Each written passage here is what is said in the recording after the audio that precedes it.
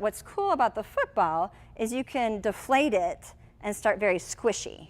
And then as you are getting better at your arch, you make it harder and harder and harder. Because the idea is you want, you don't want one of those super arches like that you see some of these women where their butts are barely on the bench and they're like doing mental, gymnastics, to get like this.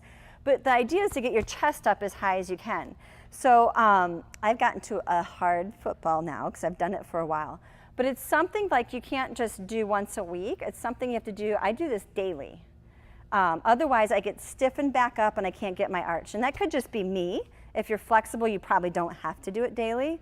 But literally every time I walk by, we have a bench in our house, but you could do it on a table. Every time I walk by it, I stick it under my back and I roll over it.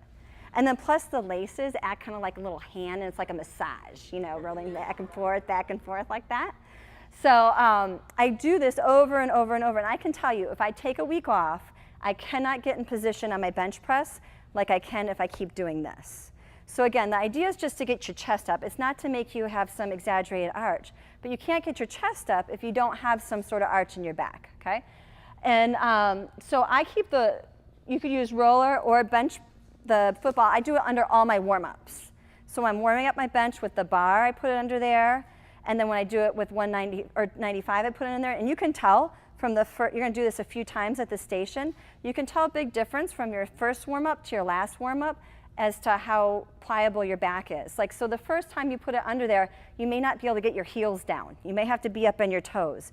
But the idea is to try to roll around it. Get your shoulders down and try to get your butt down and your heels down. You probably won't do it the first time. It'll take several times before you're limber enough to do it.